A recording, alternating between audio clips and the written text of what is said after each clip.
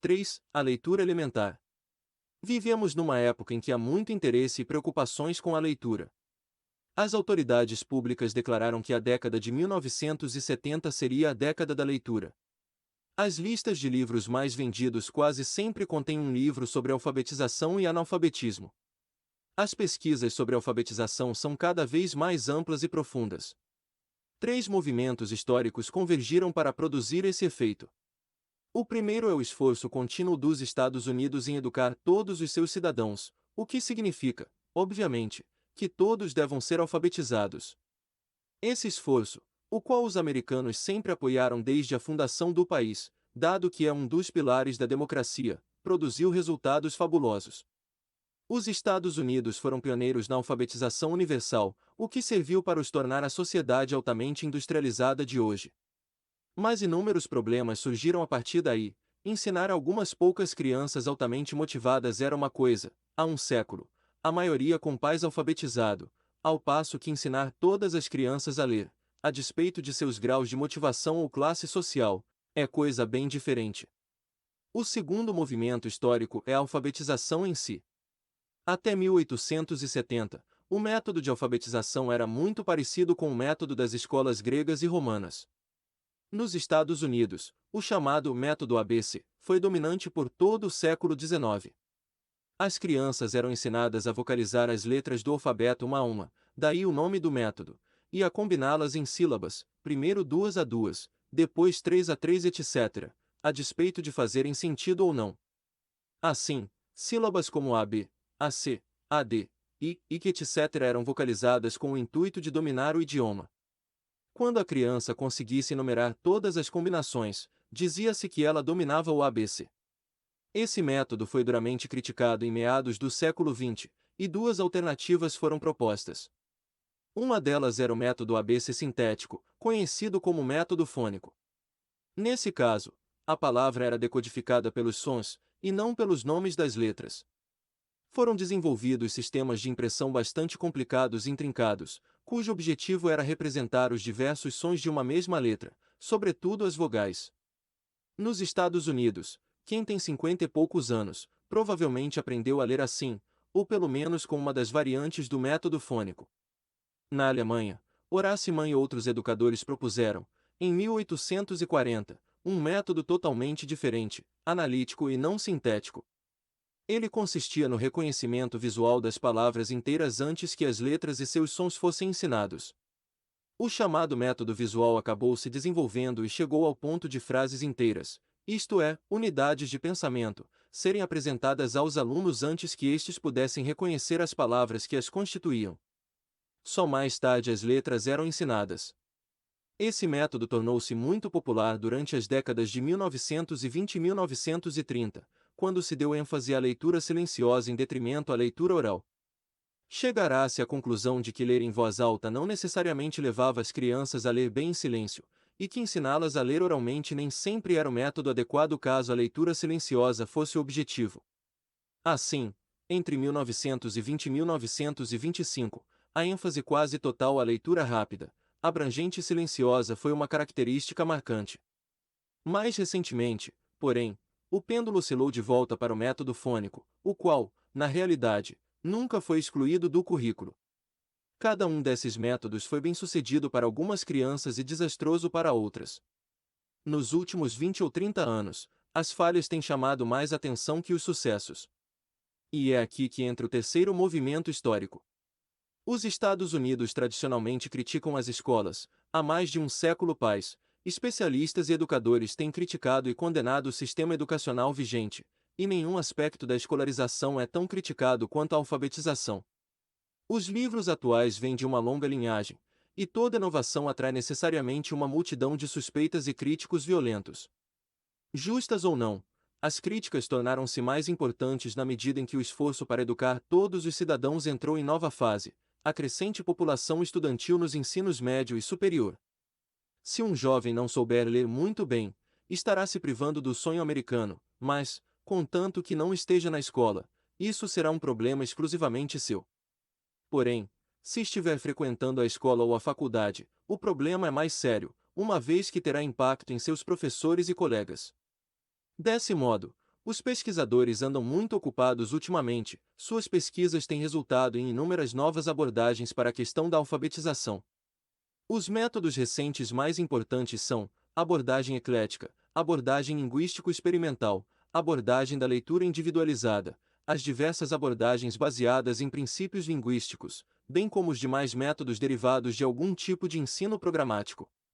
Além disso, novas mídias, como o Initial Teaching Alphabet e .ta, alfabeto inicial de ensino, foram empregadas, às vezes englobando outros métodos também. Foram criados outros dispositivos e programas tais como o método de imersão total, o método para a escola de língua estrangeira, e o método genericamente conhecido como Veja-Fale, Veja e Fale, ou o método da palavra. Provavelmente outros métodos diferentes desses estão sendo esboçados e testados neste exato momento. É muito cedo para dizermos quais desses métodos representarão, enfim, a panaceia para todos os males da leitura. Os estágios na alfabetização. Uma das descobertas mais interessantes dos últimos tempos é a análise dos estágios de alfabetização. Sabe-se que há pelo menos 4 estágios principais no caminho que leva à aprendizagem da leitura. O primeiro estágio é conhecido pela expressão prontidão para a leitura.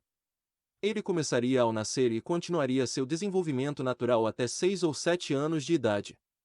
A prontidão para a leitura consiste em uma série de diferentes tipos de preparações para a alfabetização. A prontidão física consiste em boa visão e audição. A prontidão intelectual consiste em um grau mínimo de percepção visual, de tal maneira que a criança consiga aprender e se lembrar de uma palavra inteira, bem como das letras que a formam.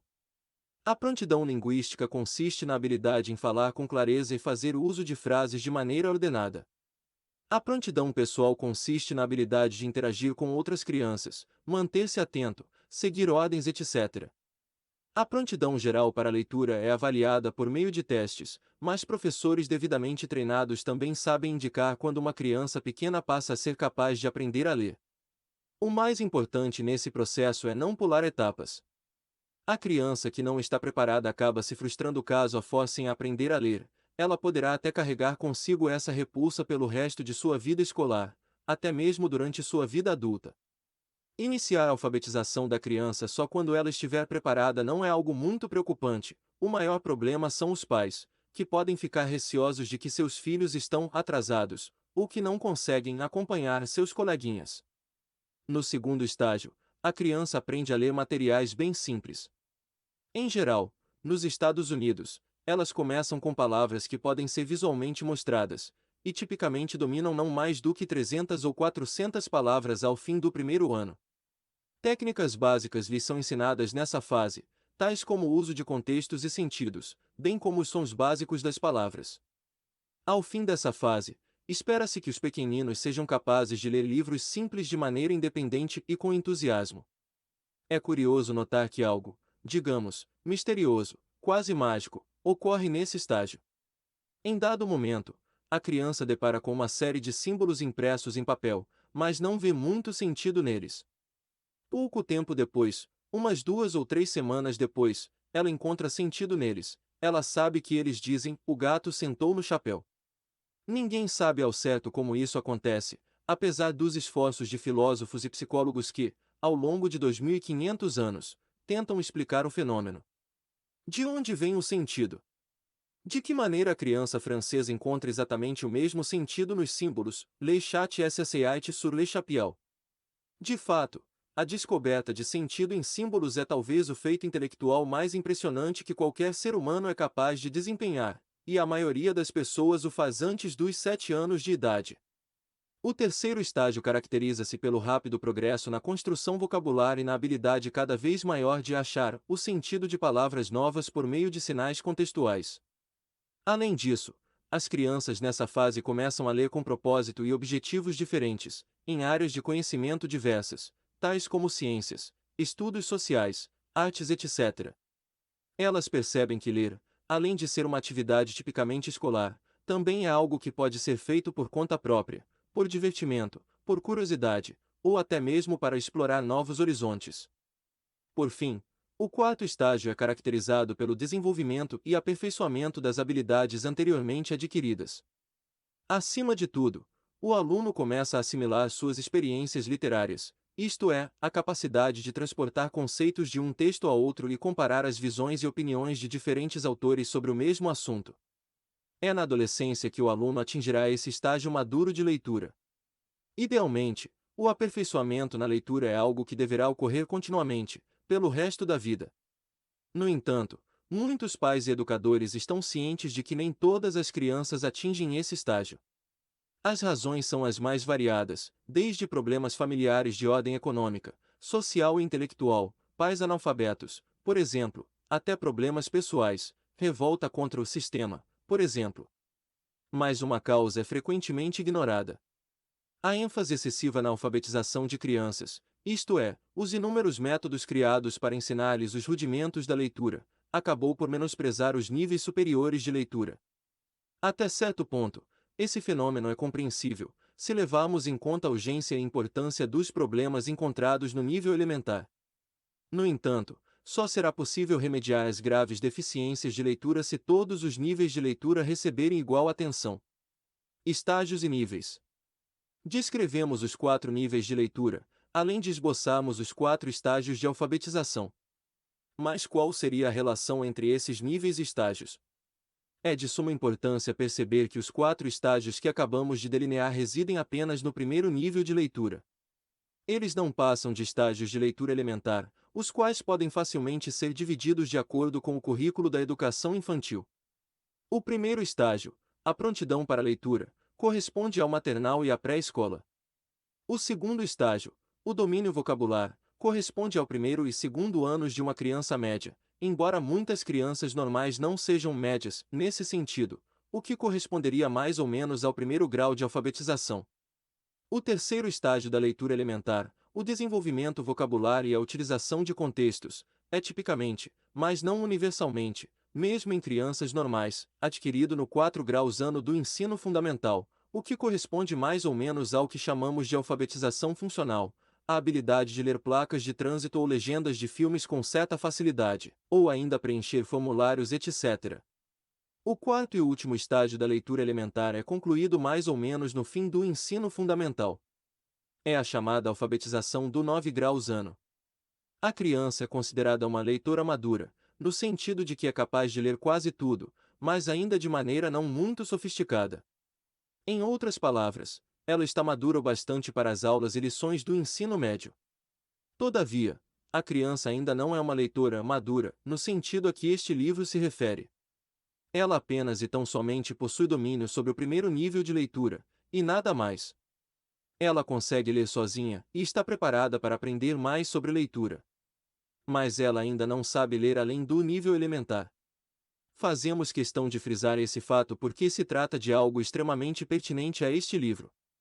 Vamos imaginar, nós temos de imaginar, que você, nosso leitor, foi bem-sucedido na alfabetização do 9 graus ano, ou seja, que você passou com louvor nos 4 estágios de alfabetização. Não podemos imaginar menos do que isso. Ora, ninguém consegue aprender com um livro sobre a arte de ler se não consegue lê-lo. É evidente que um livro que pretende ensinar a ler tem de admitir que seus leitores saibam ler de alguma maneira. A diferença entre descoberta, com e sem auxílio, entra em cena aqui. Em geral, os 4 estágios de leitura elementar são concluídos com a ajuda de professores. As crianças têm potencialidades diferentes, algumas aprendem mais rápido que as outras. Mas sempre há um professor por perto para responder perguntas e ajudar a superar as dificuldades que surgem durante o ensino fundamental. Somente depois de terem dominado os 4 estágios da leitura elementar é que estarão aptas a adentrar níveis mais elevados de leitura nos quais poderão ler de maneira independente e verdadeiramente produtiva, tornando-se bons leitores. Os níveis superiores de leitura e o ensino médio. Tradicionalmente, as escolas de ensino médio fornecem pouca instrução na arte de ler, enquanto as instituições de ensino superior não fornecem absolutamente nenhuma instrução desse tipo. Mas essa situação tem mudado nos últimos anos. Há 2 gerações, quando as matrículas no ensino médio cresceram em um período relativamente curto, os educadores perceberam que não mais poderiam considerar automaticamente que aqueles alunos sabiam ler bem. Aulas de leitura tinham de ser ministradas a muitos alunos, às vezes, a 75% dos alunos, ou mais. Posteriormente, A mesma situação se repetiu no ensino superior.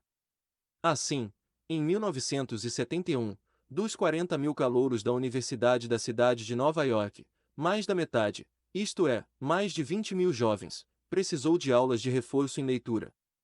Contudo, isso não quer dizer que a maioria das faculdades norte-americanas ensine a ler além do nível elementar de leitura.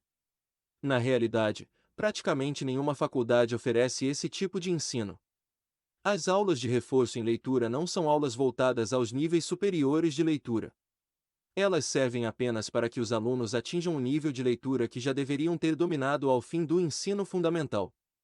Atualmente, a maioria das instituições de ensino superior não sabe como ensinar seus alunos a ler além do nível elementar, nem conta com professores e recursos para tal.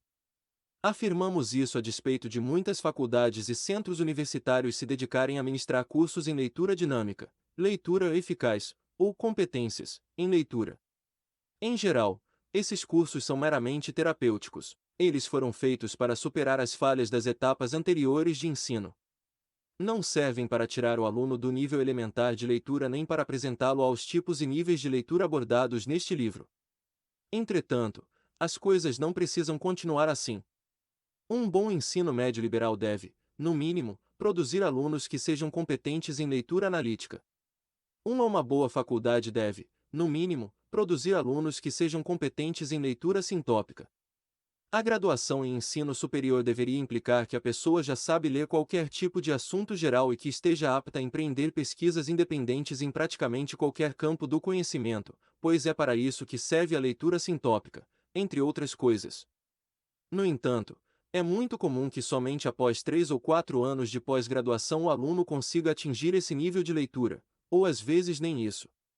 Não é necessário passar 4 anos em uma pós-graduação para aprender a ler. 4 anos de pós-graduação, mais 12 ou 13 anos de ensino fundamental e médio e mais 4 ou 5 anos de faculdade, são mais de 20 anos de escolarização. Ora, aprender a ler não deveria levar tanto tempo. Há algo muito errado nessa história. O que está errado pode ser corrigido. As instituições de ensino médio e superior poderiam abrir cursos baseados no programa descrito neste livro. Não há nada de arcaico, nem há nada de novo, no que iremos propor. Trata-se apenas de bom senso. A leitura e o ideal democrático da educação. Não é nosso intuito tecer críticas destrutivas. Sabemos muito bem que é difícil dar conta de todos os alunos que ingressam no ensino médio, por mais razoável que seja a ideia.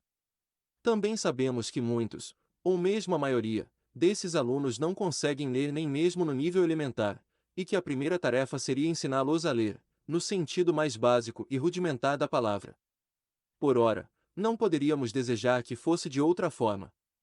Estamos cientes de que o acesso educacional é limitado, em outras palavras, o acesso limitado somente pelos desejos, habilidades e necessidades individuais, é o serviço mais valioso que qualquer sociedade poderia prestar a seus membros.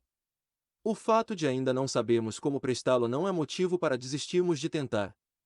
Mas temos de reconhecer, alunos, professores e leigos, que mesmo após realizarmos essa missão, não teremos cumprido toda a missão. Temos de ser mais do que uma simples nação de alfabetizados funcionais. Devemos ser uma nação composta de leitores verdadeiramente competentes, no sentido amplo e profundo da palavra competente. O mundo do futuro não se satisfará com nada menos do que isso.